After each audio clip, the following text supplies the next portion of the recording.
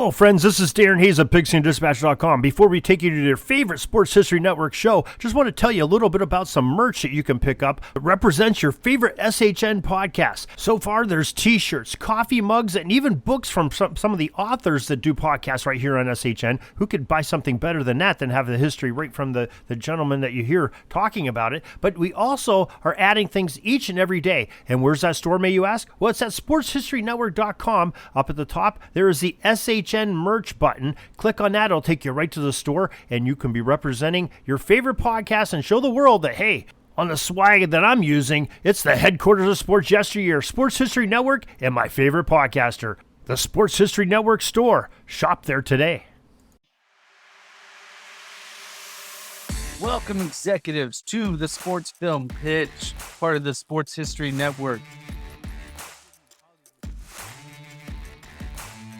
Telling you an amazing sports story with the cast and how it's going to make a great sports movie that will go on for years. This week, disclaimer. There's some stuff in here that is a little hard to hear.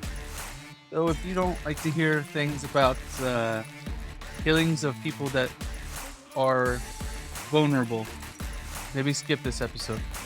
Because there's some crime in this episode. It can be hard to hear at times, as hard as you could say. But this story is a very uplifting story about fighting for what's right and never giving up on your dreams. So if you have a dream, listen to this and know no matter how hard you got it, you can reach your dream. Because in Fight for Your Life, Dewey fought for his dream. One man wants to fight in the ring. But first, he was fighting for his life in the courtroom for a crime he did not commit. Sports Film presents Fight for Your Life, the Dewey Bozella story, starring Jamie Foxx, this Thursday. Life for Victory, the Dewey Bozella story. So we're going to cast, obviously, Dewey and some main characters that really helped him throughout his life. And we're going to have a lot of cuts in this movie. This is going to be one that has a great editor needs to be involved in this movie because there's so much going on in this story that we need some great hitters behind this. So let's start with Dewey Bozella. He's an African-American male, and the story starts from when he's 18, goes to when he's 52. So there's a wide age range in there. And I'm not a fan of casting multiple people in a movie to play one role. So we need the one guy. The one guy I think that can do this. We're going to put makeup on him, do special effects, whatever we need to do to young him up. You can either make an actor look older, or make an actor look younger. Since a lot of the fight scenes are going to be when he's older, we're going to go with an older actor for this role. And I'm going to go with a guy who has a great resume. Oscar winner, has been in sports movies before. And that man is Jamie Foxx. Won an Oscar for his role in Ray. Was also in the movie Any Given Sunday. Also had a role in the movie Ali. Has a wide range. Can play. You also may have seen him in Django Unchained, Collateral, Amazing Spider-Man 2. Most recently, he was in the movie Day Shift on Netflix about a vampire hunter. So he's got a wide range of things he can do. Good actor in comedy, in action, and in drama. And this is going to require action and drama mainly. There might be some few comedic lines in there, but that's what this is going to require. And he's got the look. Him and Dewey have very similar looks. I think the main thing that really caught my eye, that really led me to casting him, was Dewey has these little freckles. Kind of reminds you of Morgan Freeman's freckles. But Morgan Freeman, way too old for this role. Would be fun to see Morgan Freeman in the fight, though, right? We know he can play prison well. We do know that. No, but Jamie has some freckles too, and I think that really connects. And they look when we post them side by side. Go to our social medias, and you'll see side by side they have the look that they could definitely play off each other. And I think Jamie can go young and to his normal age. He is 54 now, which is a little older than Dewey at 52. But actors don't age, right? You're always playing 10, 20 years younger, right? So he's going to be our main character. Now, we're going to have some supporting characters along the way who won't be featured as much, obviously, because they're not the main character. But they're really important roles as well. And I think one of the most important ones that's going to overlap into his past and his present. And that's going to be his wife, Trina Bozella. And Trina is also African American and has been through a lot, has family that's in prison, understands the system, how it works, how they can really mistreat you, and doesn't judge. Now, we need someone that's a strong figure that can be behind a man that is a boxer and has been through prison and was a hard man. You got to be a strong woman to be with a man that does all that. And I think the woman that would really fit this is a woman that's been in the news a lot this year, not for something she did, for something her husband did, Jada Pinkett Smith. Now, why did I pick her? One, she looks like Trina. That's a big thing. Also, she has experience playing the wife of a boxer. She played Ali's wife in the movie Ali. She was also in the Matrix franchise, the newer Karate Kid, in The Pursuit of Happiness, Magic Mike, Men in Black. So she's got a lot of credits to her name. Usually it's Will Smith's wife. So we're going to put in Jamie Foxx instead of Will Smith. I know, a little different. But I think this would be a great role for her, being that supportive role, but also that role that's strong and pushing Dewey as Trina does. She pushes him, she supports him, she's there for him, good times and bad times. And I think that's important for this role, and she's a great supportive actress. Another role that's going to be an important supportive role in this is Bob Jackson. And Bob Jackson is the guy that created the boxing program in Sing Sing, the prison where Dewey was held. And I think this is important because it's going to be a role where we give him that support in the prison. That guy that pushes him to fight, pushes him to learn, pushes him to not give up. And a guy I think that would be great for this is a guy that has experience in being that guy that needs push, that guy that needs to fight down all the hard barriers. And that is Sean Astin. Of course, Rudy, he has that experience from the Rudy, obviously, but he's also was in Lord of the Rings and 50 First Dates, Goonies, in the second season of Stranger Things. He knows what a role where you need that guy. If you think back to Rudy, the janitor of the stadium was that guy for him. And he's going to be that guy for Dewey. That guy that's supporting him and pushing him to his dream, even though it doesn't make sense. This guy's fighting for his life, and now he's going to fight in the ring. Sometimes that doesn't make sense. But it gets Dewey on the right track, and it gets him to have a positive mindset and really change his life, even though he's in prison. And then we're going to come to Ross Firesambum, and that is going to be Dewey's attorney. Not his original attorney, his attorney that fights to get him released early, that fights to prove his innocence. And it's going to be a very important role. And this role, I'm giving more to a guy that looks like him. It's important. But also a guy who's been in many comedies, but hasn't got a whole lot of chances to show his chops in dramas. I think he can really show what I believe comedians do very well when they're given drama roles, because they understand that a lot of comedy comes from darkness or comes from things that are hard to deal with, and they can switch that from comedy to drama very well. And so the guy we're going to give this role to is John Galecki. He plays Leonard on The Big Bang Theory. He was in Christmas Vacation, Roseanne. He's also been in some more dramatic roles like In Time, Hancock, Vanilla Sky. So he has been in some dramas as well. And I think this is going to be a good role maybe for him to break out of that Big Bang nerdy type role and get into a lawyer dramatic role and really show his chops. Because I think he has a lot of chops as an actor and show that he can become a dramatic actor as well as a comedic actor. And finally, we're going to cast Bernard Hopkins. That's a name you probably know if you like boxing. Was a heavyweight champion, great boxer, and his role in this movie is going to be smaller, but it's going to be a pivotal role for Dewey to reach his dream. And I think you need to cast someone that can great at reaching dreams. And who's great at reaching dreams? Positive figure for everybody, Terry Crews. If you don't know who Terry Crews is, he hosts America's Got Talent.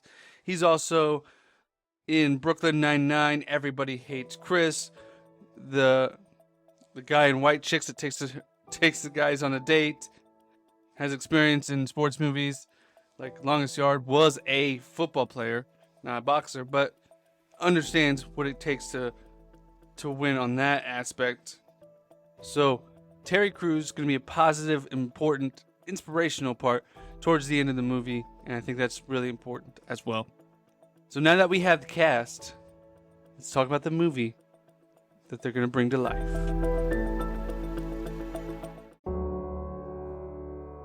We open the movie. 50-year-old man, Jamie Foxx, in the ring, playing Dewey Bozella. And he's training. He's sparring. He's struggling, though, because 50-year-old men normally aren't boxing. And then we make a cut back to the past. In New York, Dewey is 9. He witnesses something horrific. His mother is pregnant at the time. Instead of looking forward to having another sibling, he has to watch while his dad beats his mom to literal death, killing the mom and the baby in the process. Dewey sees this, stuck in shock. Horror. You're 9. What do you do? You're scared for your life. Luckily, his dad runs away and never returns. Dewey and his brothers are raised in foster care, which is not easy for Dewey. So many challenges, so many things he's seen that no one should ever have to see, and you can't get that out of your head.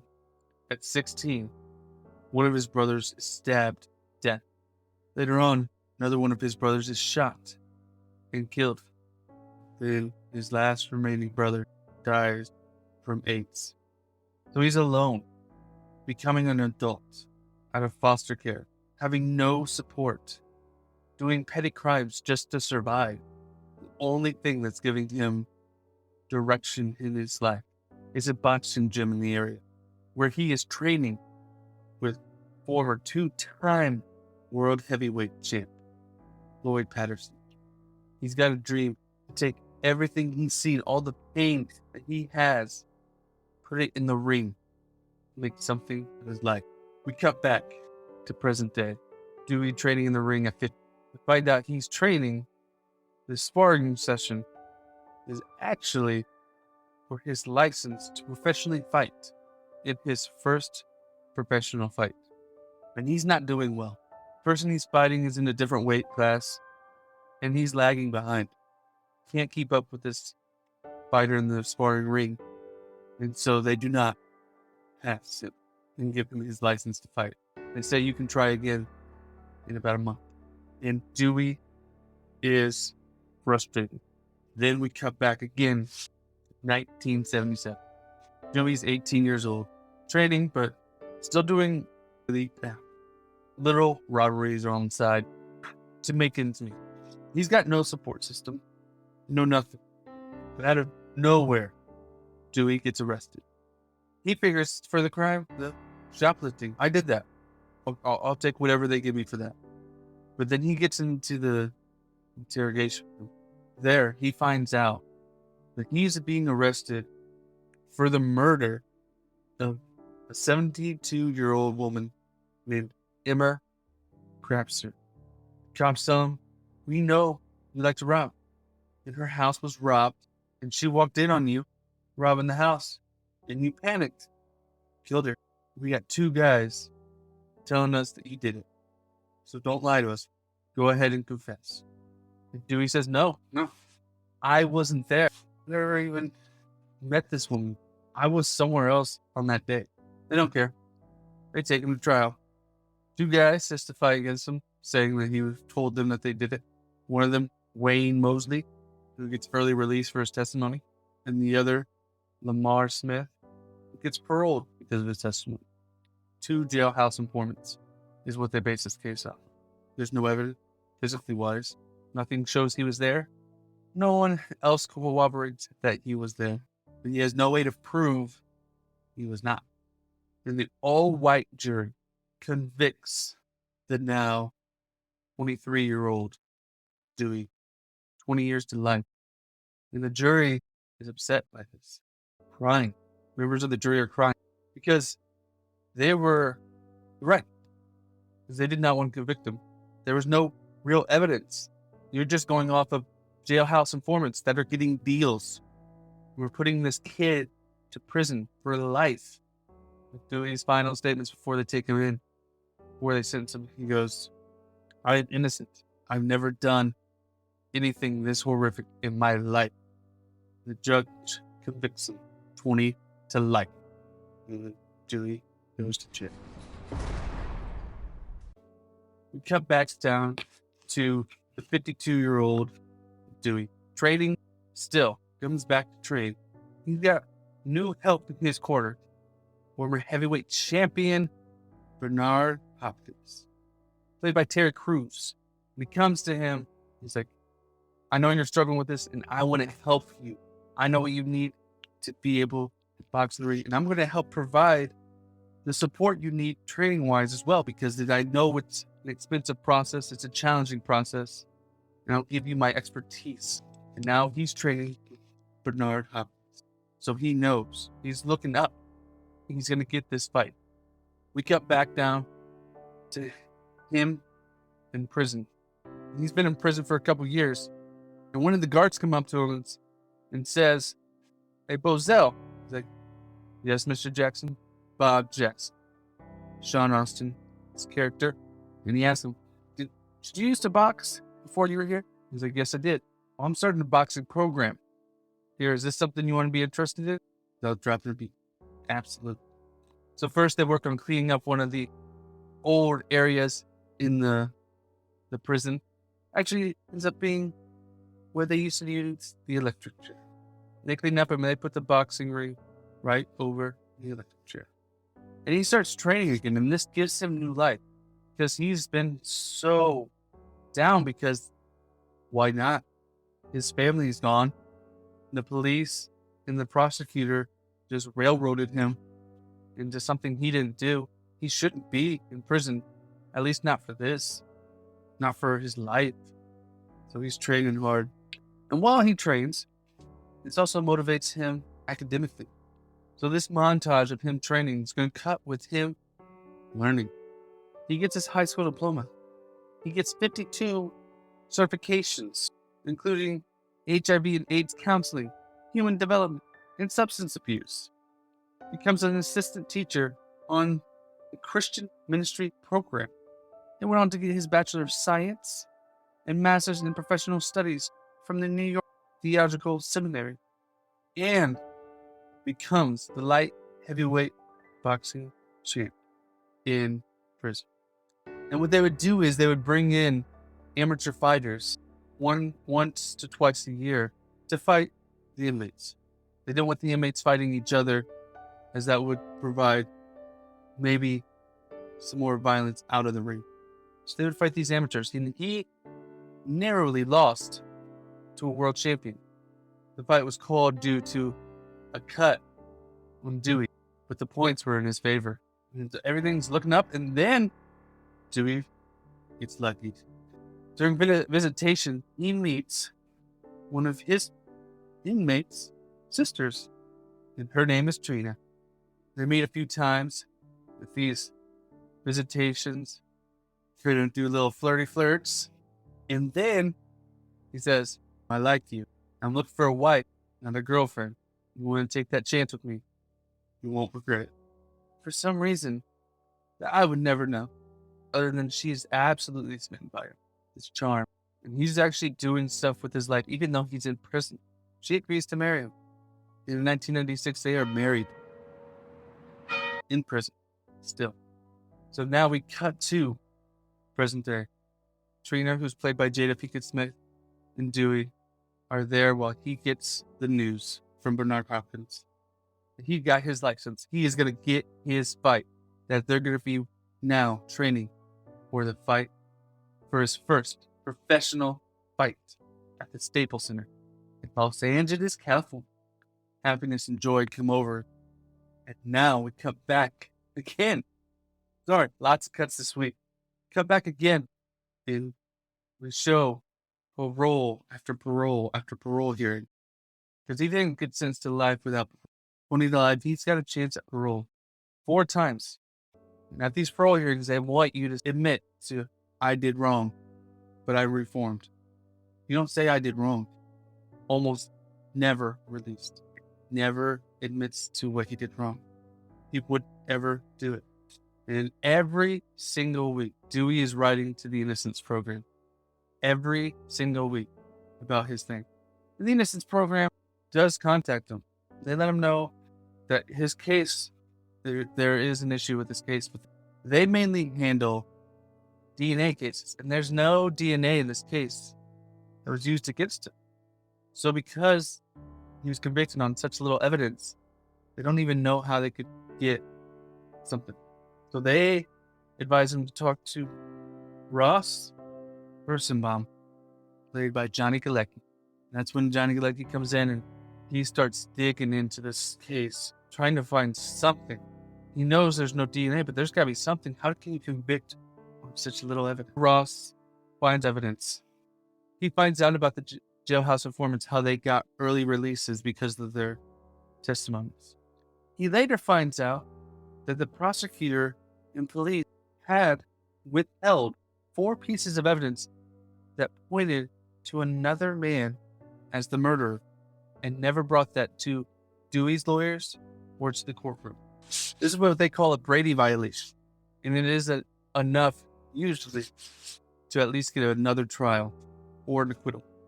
So Ross brings this evidence to court and shows that a neighbor had heard rustling trash cans that night. And they were able to pull a fingerprint from those trash cans that matched a man named Donald Weiss, a man that had been convicted of another elderly woman murder in the same neighborhood, in the same manner, but that was never brought to Dewey's case. Never brought to his lawyers, to him, to the court, anybody. They didn't tell anybody that. Instead of asking for another trial, which they don't want to do, of course, but they say that Mr. Bozella was wrongfully convicted.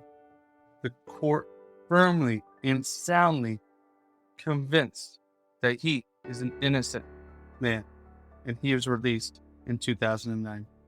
Now, we go back to the timeline of him fight, and now he is in the ring, in Staples Center, about to walk up to the ring and enter his first fight. We come to him, and he gets into the ring. He's got Bernard Hopkins by his ringside. Trina, his wife. Bob Jackson is there. The guy that created the boxing program is there. Johnny Galecki's character. Every one of those characters is there for his support. And this is national news. By this point, this is such a big story. And he's fighting Larry Hopkins. We get into the ring and we show him throwing his first punch. And then we fade to black. For the epilogue, we're just going to say we're going to have pictures coming up as the epilogue goes on of him winning his fight in real life. He won his one and only professional fight at 52 years old. Time the oldest man to win a professional fight in the state of California. The epilogue is going to say Dewey and Trina are still together. In 2015, he won a $25 million wrongful incarceration lawsuit against the county of Dutchess, against the county for being wrongfully imprisoned for 26 years. And that is fighting for your life. The Dewey Bozella story.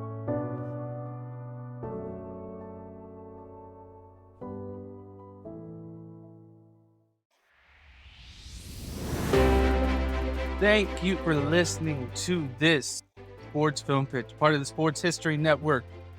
I hope this story really motivated you, that no matter hard times, you can achieve your dreams. It's a rough one, and I feel for Dewey, but I'm glad he was able to achieve his dream. If you like this story, please share it with a friend. Tell them about it. Tell them to go to sportsfilmpitch.com where they can find which podcast directory they got or other stuff that we have posted there. Follow us on Twitter, Instagram, Facebook at sportsfilmpitch at all those. You can contact us or just email us at sportsfilmpitch@gmail.com. Don't be afraid to contact us. Send us an email. We're on social. Tell us, did you like this story? Did you want this movie to be made? How would you have done it differently? Or what sports movie would you like to hear? Let us know. We want you to be involved. So please, let us know what sports movie or what sports story do you have or do you know that should be made into a movie. I'll see you guys in a couple weeks. And thank you, because I did it, for listening to The Pitch and hearing Hollywood's next sports movie.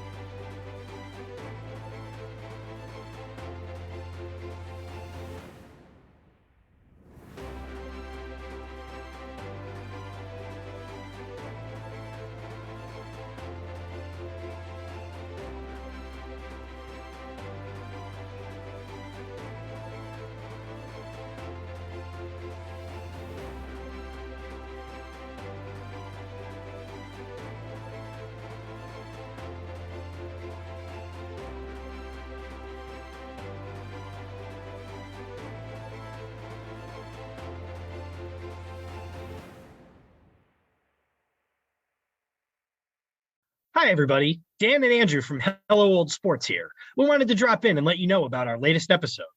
That's right. We interviewed the co-authors of Phyllis George, Shattering the Ceiling, a biography of groundbreaking broadcaster Phyllis George. And her life is really sort of a journey through 20th century America, from Miss America pageants to the Kentucky State House to the groundbreaking NFL Today show on CBS, even the Kentucky Colonels of the old ABA.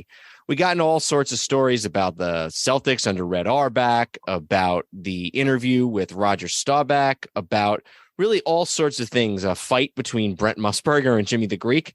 We really enjoyed talking with Lenny Shulman and Paul Volpone, who teamed up to write this book. The book is on sale right now, wherever books are sold. But, within reason. Garage sales, probably not. So go ahead and pick up a copy today. And if you want a chance to win the book, you can go to sportshistorynetwork.com/giveaways and register for a chance to win.